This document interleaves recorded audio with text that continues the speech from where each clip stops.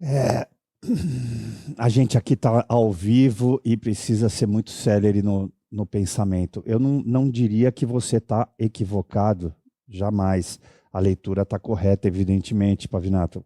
O, a decisão de hoje foi resultado evidente do que ele ouviu ontem. Ponto. Nisso você matou. O que me preocupa é que talvez nós estejamos sofrendo a síndrome de Estocolmo. Quando você passa a avaliar a conduta do seu sequestrador como correta, ou escorreita, como a gente costuma utilizar em juridiquês. E você, um dos maiores críticos, conhecedor do direito, sempre disse aqui, e contextualizamos inúmeras vezes, as medidas cautelares impostas a Bolsonaro eram incabíveis, ilegais.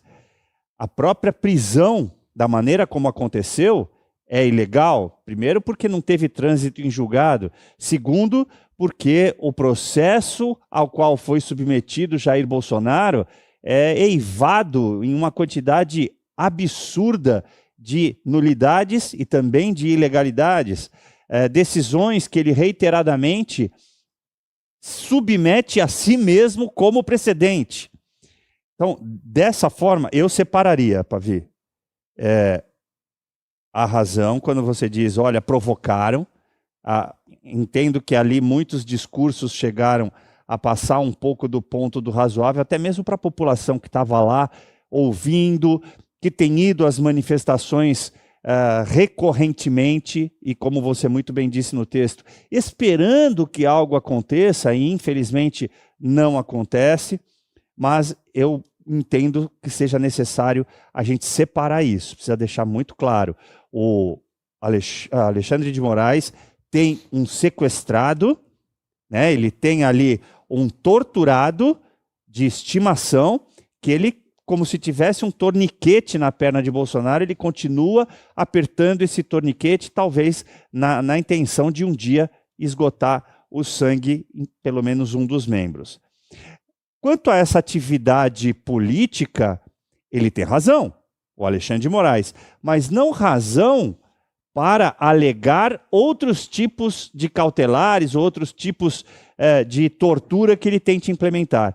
Ele tem razão no procedimento. Estão se utilizando, é a única forma que Bolsonaro tem de conversar com o lado exterior da papudinha é se pronunciando com as visitas, Pavinato.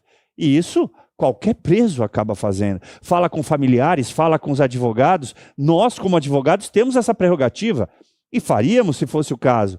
Agora, a gente levar em consideração isso como se fosse algo minimamente razoável, me parece, neste momento, um pouco demais para agraciar Alexandre de Moraes depois de tudo que ele fez contra o brasileiro. De novo, você tem razão quando você fala do Gilson Machado. Olha, não tem como passar pano. Me desculpa. Eu recebi ligação, eu recebi comunicado, eu recebi briefing no WhatsApp, mas eu não jamais seria, e mesmo que fosse, pediria permissão para o Pavinato se fosse necessário dizer alguma coisa. Só para deixar muito claro para vocês, aqui se pratica jornalismo. Eu disse com todas as letras e vou repetir aqui. Acreditar que a gente vive num país da Alice, ou seja, um país das maravilhas, é ingenuidade. E o Gilson Machado não tem mais idade para ser ingênuo. Não paira legalidade, não paira justiça no TSE. Ele vai e entrega de bandeja a proposta minimamente de uma multa. Então isso não tem como passar pano. Eu me recordo, porque eu gostei muito de... E você sabe uma coisa que ficou sem resposta. Porque eu perguntei tanto a ele quanto ao Flávio. Escuta, qual é a atitude que vai ser tomada com essa alopragem do Gilson Machado? Eu não tive resposta. Então eu trago aqui, ainda ponho as minhas dúvidas. Será que o Flávio, crescendo do jeito que está levando a sério, que ele está se tornando o substituto do pai? Será que caiu a ficha nele? Excelente. Porque o que o Gilson fez é uma criancice. Sim, sim. E hoje ele tem reais chances de se tornar presidente da República. Enquanto nem ele nem o Gilson de tudo que nós conversamos, falamos a primeira coisa que eu perguntei para o Flávio ontem foi: como é que está seu pai? Como é que está seu pai? Eu falei: você sabe como é? Você conhece meu pai. Quando ele está com alguém, ele fala normal, tira sarro, mas ele está muito mal quando ele está sozinho. Ele faz isso até para não ser Exato. visto... Ele, quando ele está com outras pessoas, ele se força a parecer estar bem. Então isso já é uma coisa que a realidade do médico Moraes não condiz, né, com o real estado das coisas. Agora, ninguém me responde. Quando eu toquei no assunto do Gilson Machado, eu só ouvi a única resposta foi: E que você cantou a bola aqui. O mínimo que eles já deveriam estar fazendo é recolher o material, né? Correr atrás daquilo, fazer uma nota, de repente, o próprio Flávio Bolsonaro, para dizer: olha, não pedi a ninguém, isso foi feito por iniciativa de terceiros, para tentar lá na frente, pelo menos, se proteger. Para finalizar só aqui, Pavinato, eu não vou me estender demais, não. Eu lembrei de um programa seu, que eu estive com você, se eu não estiver enganado, foi em julho de 2025, e você disse o seguinte, nos seguintes termos: eu gostaria muito que quem levasse a presidência, ganhasse esta eleição e levasse a presidência, prometesse a anistia aos presos políticos e a Bolsonaro. Tenho isso gravado, inclusive. E por coincidência, hoje estava mexendo em alguns vídeos que eu tenho no meu Instagram, pedido de outras pessoas, e peguei essa parte. Por quê? Porque a fala do Flávio Bolsonaro me chamou muito a atenção no ponto em que ele diz, e percebe-se a emoção na voz dele, ele diz: o meu pai pode não disputar a eleição, mas subirá a rampa do Planalto comigo e com vocês, o povo brasileiro. Isso me marcou e me levou à memória a isso que você disse.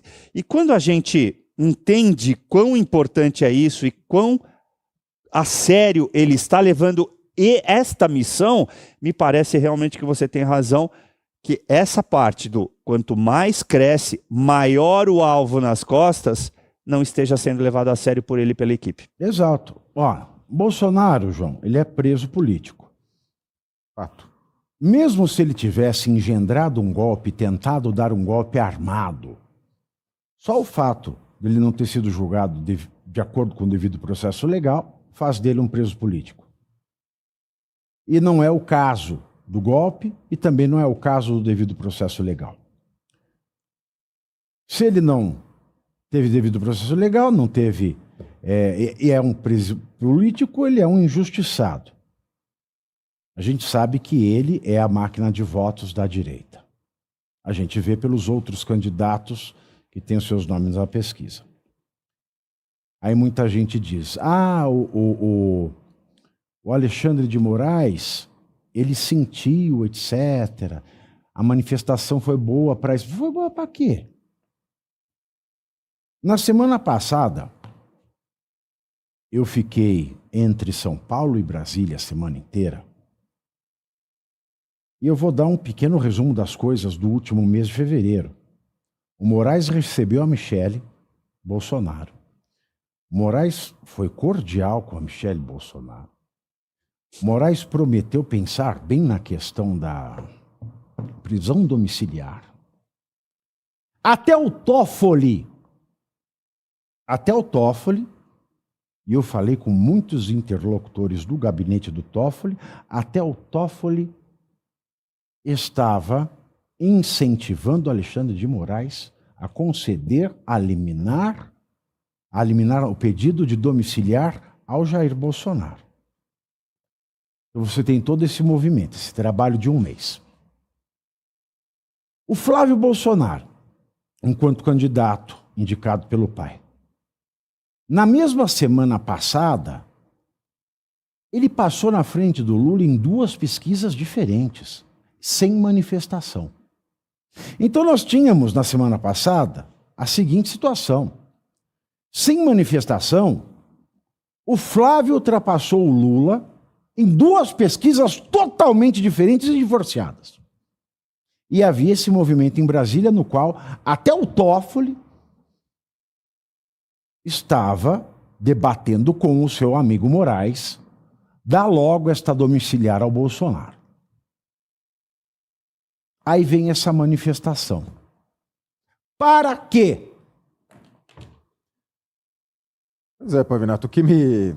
Assim, é importante dizer que tem a manifestação a parte da forma e do conteúdo, né? Como vocês bem falaram, o conteúdo ali foi um pouco desfocado, né? Muitos personagens, uma diversidade de temas muito grandes, alguns personagens que se exigia que os personagens que lá discursaram tocassem nos nomes, nem todos tocaram, então ficou assim uma grande confusão, né? E criou-se essa jurisprudência, esse formato de manifestação, que é aquele carro de som fixo, né, com efeitos sonoros, com um mestre de cerimônias, né, que faz a apresentação dos personagens que lá vão discursar, e que não necessariamente isso é uma manifestação, tem uma cara muito mais assim de um comício, algo mais nessa linha. Me pareceu, como você bem falou também, uma coisa, qual que seria o tema exatamente? Que era meio fora Toffoli, fora Moraes, fora Lula, e a marca lá virou Acorda Brasil, né, que era até repetido exaustivamente. Não há fórmula certa para a manifestação, né, que fique claro, convocou-se o movimento, muita coisa foi pedida, a gente fica nessa dúvida, o que seria o primeiro passo? Que me parece bem claro que seriam os impeachments, no mínimo, né?